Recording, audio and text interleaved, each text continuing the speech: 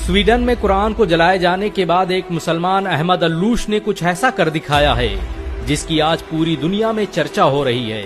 दरअसल कुरान जलाए जाने के बाद स्वीडन के अहमद अल्लूश ने वहां के कोर्ट में एक याचिका दायर की थी कि उसे भी यहूदियों और ईसाइयों की मुकद्दस किताब बाइबिल और तौरात को जलाने की इजाजत दी जाए। अहमद अल्लूश का कहना था कि जैसे स्वीडन में सरेआम सरकारी सिक्योरिटी के बीच कुरान को जलाया गया, वैसे ही वो भरी सिक्योरिटी और लोगों के बीच बाइबल और तौरात को जलाना चाहता है। इस खबर के आने के बाद इजराइल सहित दुनिया के तमाम यहूदी संगठनों ने बवाल कर दिया था और धमकी दी थी कि अगर हमारी धार्मिक पुस्तकों को जलाने की कोशिश की गई तो हम इसे बर्दाश्त नहीं करेंगे। इजराइल के राष्ट्रपति ने तो यहाँ तक कह दिया था कि तौरात हमारी सबसे मुकद्दस किताब है, इसकी हिफाजत हम पर फर्ज है और हम इसकी हिफाजत करके रहेंगे। स्वीडन की अदालत ने अहमद अल्लूश की याचिका के बाद उसे बाइबिल और तौरात को जलाने की इजाजत दे दी थी, क्योंकि स्वीडन में धार्मिक पुस्तकों को जलाना अभिव्यक्ति की आजादी माना जाता है, जिसके बाद दुनिया भर की नजरें स्वीडन के इस मुसलमान पर थी।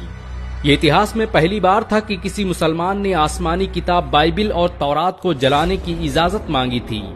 अहमद अल्लूश तयशुदा वक्त पर कल इजरायली दूतावास पहुंचे। उनके एक हाथ में लाइटर था तो दूसरे हाथ में बाइबिल और तौरात।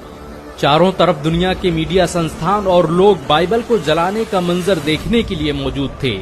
दुनिया भर की निगाहें अहमद अल्लूश के हाथ में मौजूद उस लाइटर पर टिकी थी।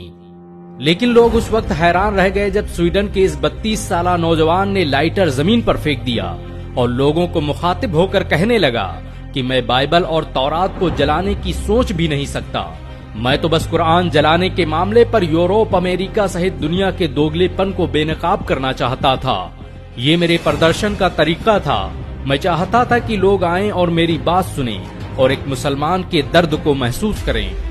जिस तरह से यहूदियों और ईसाइयों को उनकी मुकद्दस किताब को जलाने की बात सुनकर तकलीफ महसूस हुई, उससे लाख गुना ज्यादा हम मुसलमानों को तकलीफ होती है जब हमारी मुकद्दस किताब कुरान की बेहुरमती की जाती है। अहमद अल्लूश के